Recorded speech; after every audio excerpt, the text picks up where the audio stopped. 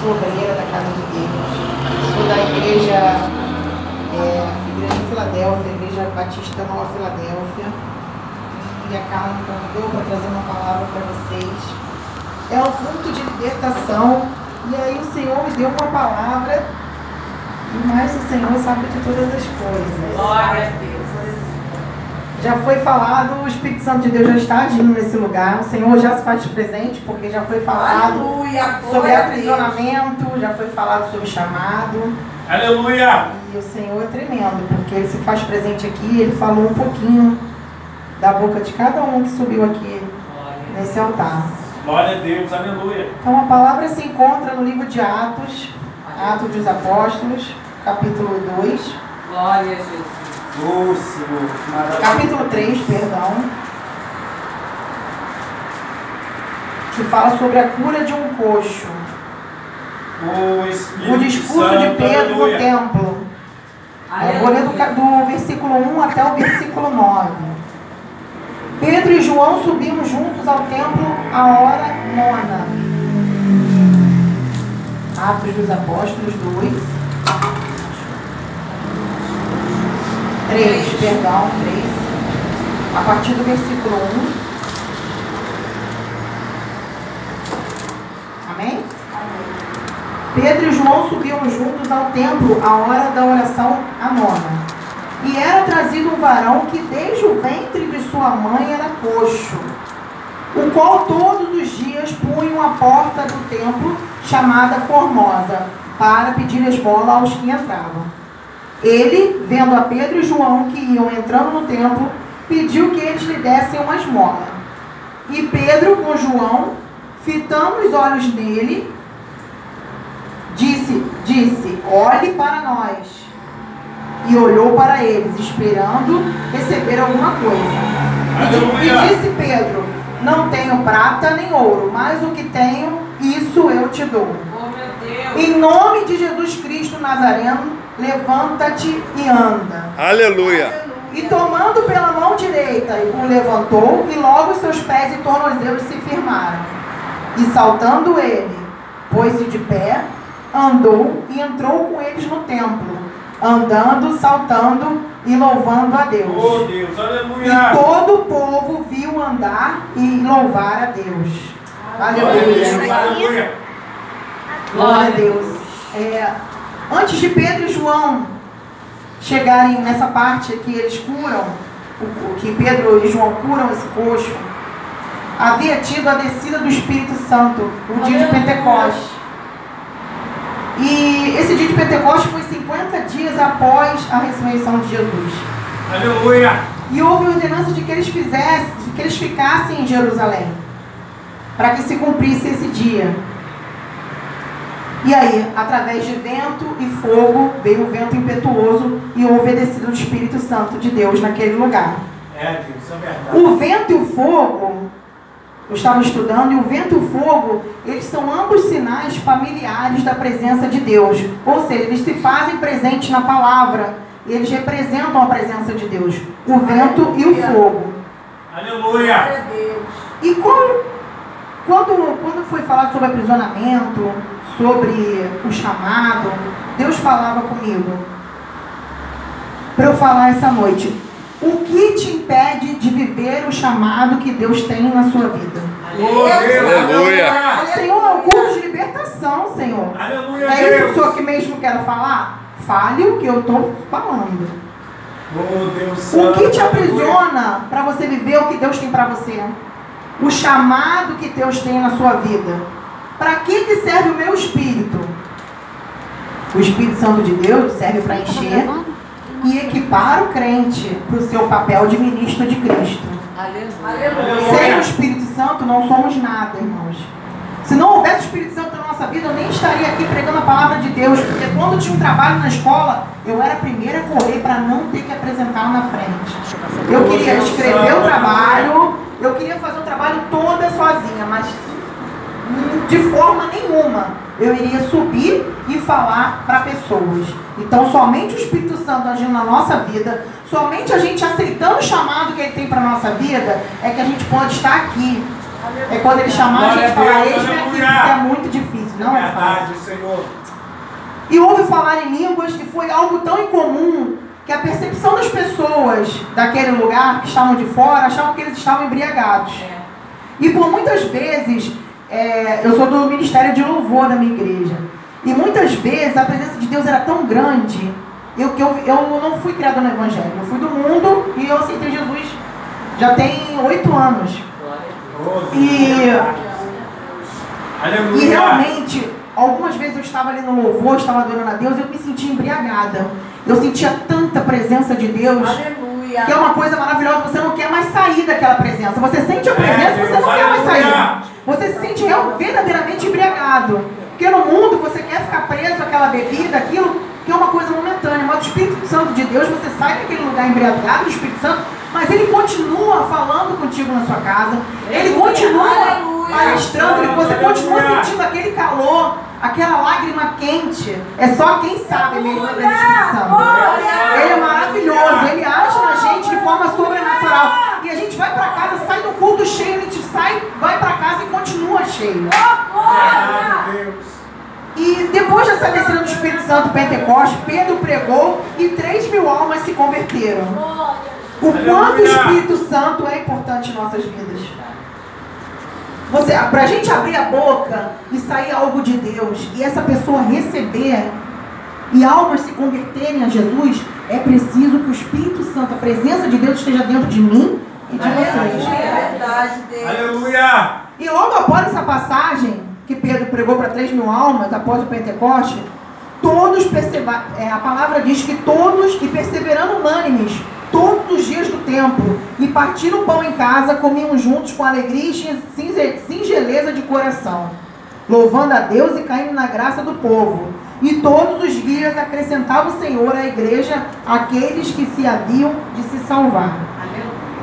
Bom, o Senhor me chama a atenção aqui nessa parte da palavra, porque depois que Pedro converte essas 3.000 almas, eles continuaram indo ao templo. Aleluia. E a palavra vem me dizer que o coxo estava todos os dias à porta do templo. Aleluia! Mas se eles estavam indo todos os dias, eles estavam vendo esse coxo todos os dias. E o que me leva a crer? Os coxos estavam todos os dias à porta do templo, mas ele não foi percebido. Até que chegou o tempo dele ser percebido e ele receber o milagre da parte de Deus através de Pedro. Aleluia, Deus!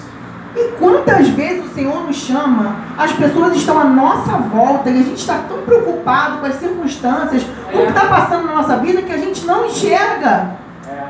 O Senhor falava comigo, a gente olha para o nosso próprio umbigo, a gente se faz de vítima. E quantas pessoas à nossa volta precisam, necessitam da palavra de Deus? Aleluia! Quantas pessoas estão sedentas para receber essa palavra? E a gente com aquela mente ali presa. Esse é um culto de libertação, o Senhor falava comigo, é um culto de libertação, você está preso aos seus problemas. Por isso que você não consegue enxergar o chamado que eu tenho na sua vida.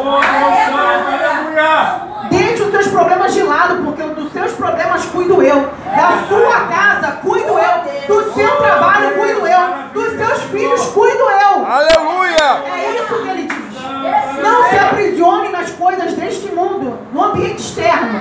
Se aprisione no que é de Deus. Fique preso às coisas de Deus, a palavra de Deus. Oh, Deus Santo, aleluia. E Pedro em Atos 3 fala: eu não tenho prata nem ouro, mas o que eu tenho, isso eu te dou. Ele não tinha prata e ele não tinha ouro. O que ele tinha a presença. O que ele tinha? A presença de Deus. O homem coxo, ele era coxo desde nascença. Como uma pessoa pode imaginar uma pessoa nascer defeituosa, nascer com essa deficiência e ser curado? Na nossa visão física, uma pessoa que nasceu normal, teve uma deficiência, pode muito mais fácil ser curada do que uma pessoa que já nasceu deficiente. E a gente espera tantas coisas para a gente abençoar as pessoas. A gente espera tantas coisas para a gente exercer o nosso chamado. Senhor, se eu estiver certinho, eu vou para a casa de Deus e vou exercer o meu chamado.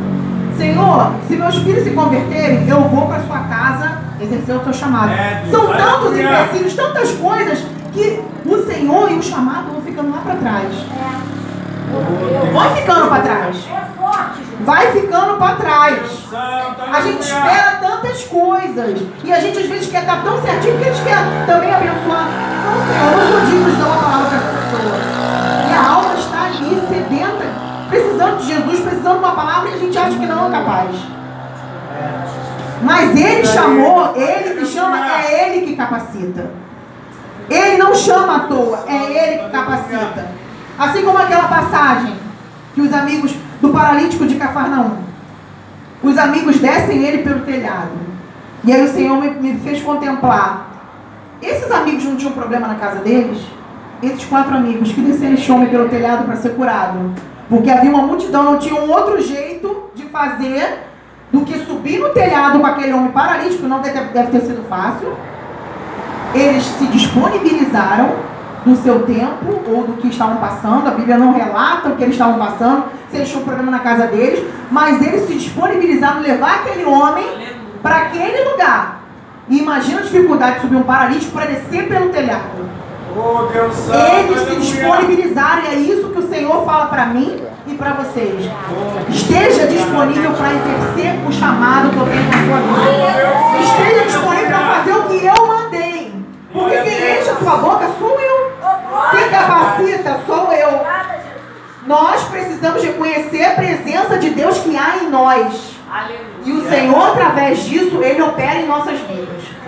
Se a gente reconhecer a presença que há em nós, Ele vai operar. Oh, Deus santo, aleluia. E quando Pedro fala, olhe para nós, Pedro fala aqui no versículo 4. E Pedro com João fitando os olhos no paralítico, no coxo, ele diz, olhe para nós.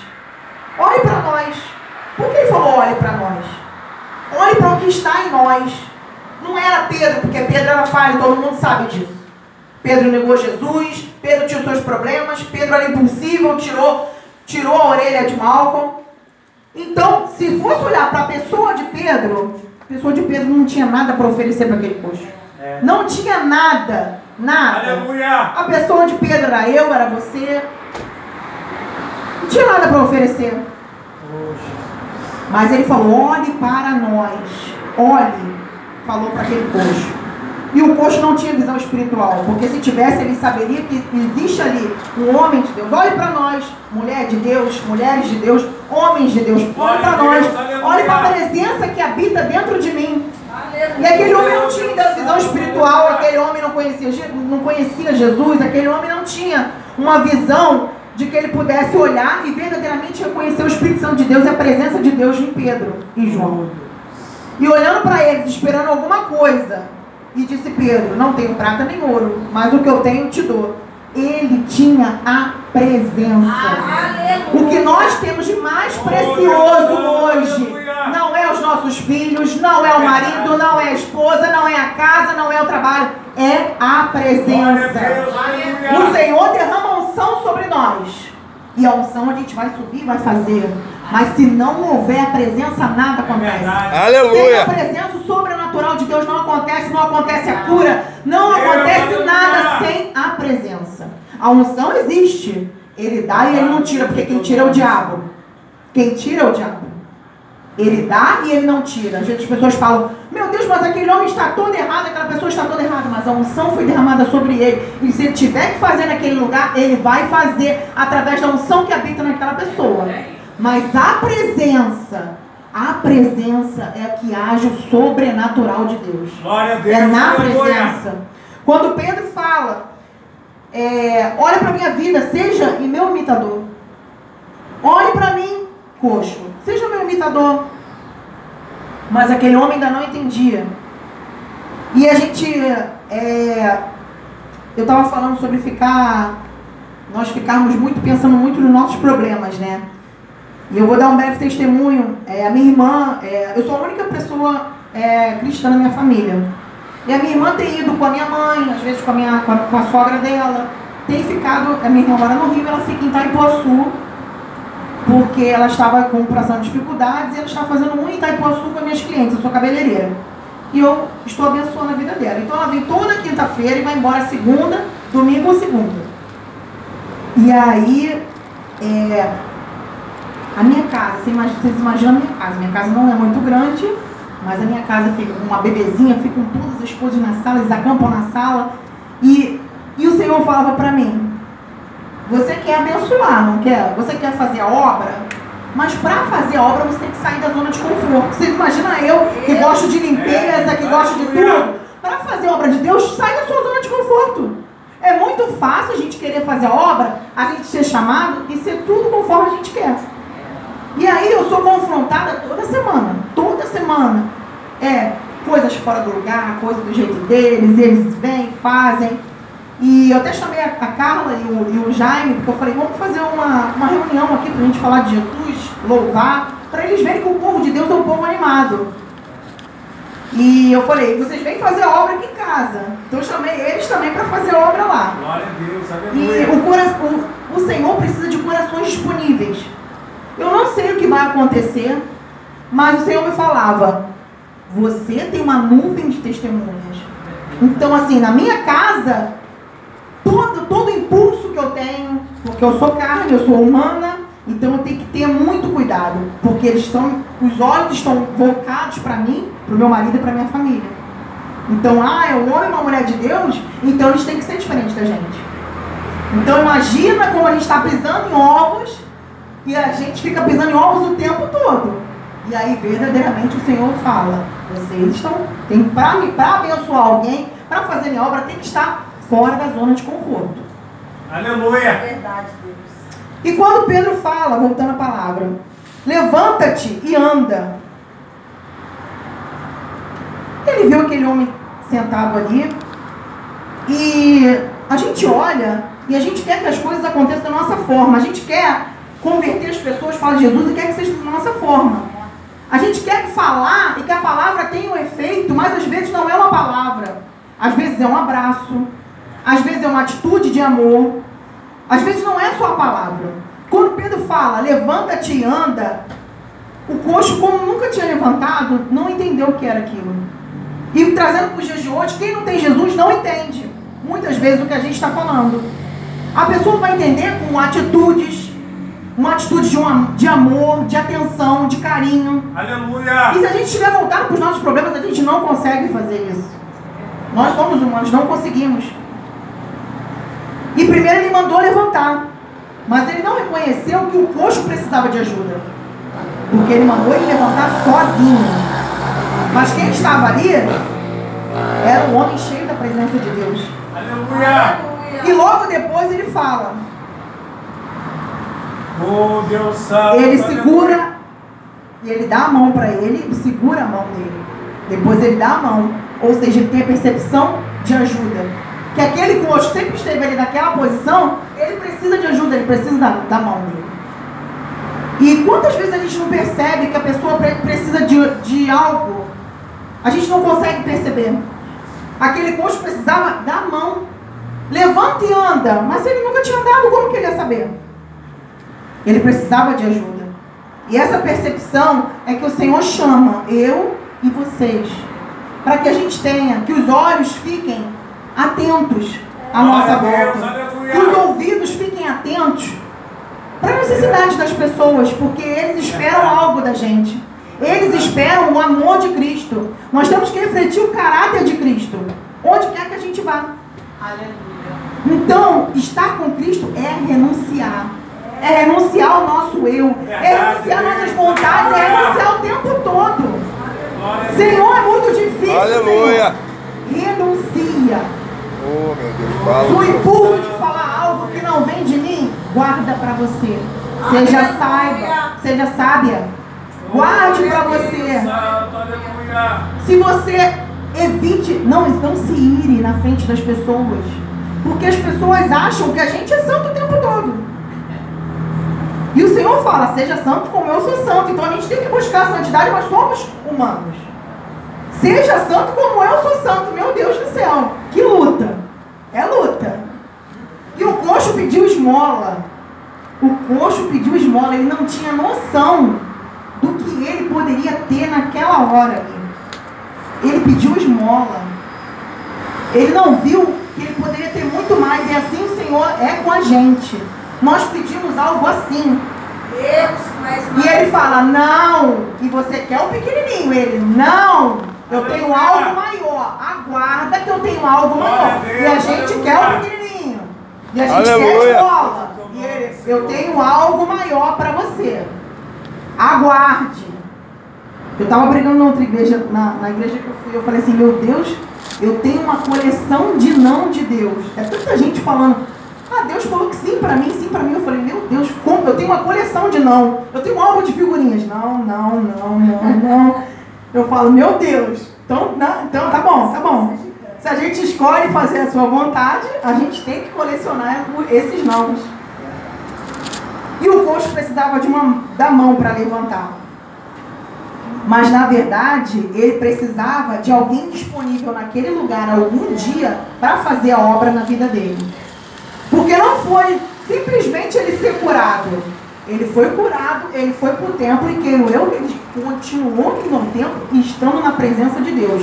Ele não recebeu sua cura, não. Ele levantou, recebeu o milagre e recebeu tudo que ele precisava. Era conhecer Jesus. Porque aqueles homens estavam pregando Jesus. Estavam cheios do Espírito Santo. E na verdade, ele também precisava da presença de Deus que estava em Pedro. Quando nós impomos as nossas mãos, nós não temos a noção do quanto Deus pode operar através das nossas mãos. Quando levantamos as nossas mãos, nós podemos levantar um clamor por qualquer pessoa, por uma cura. A imposição de mãos é algo como se ele estivesse falando no mundo espiritual.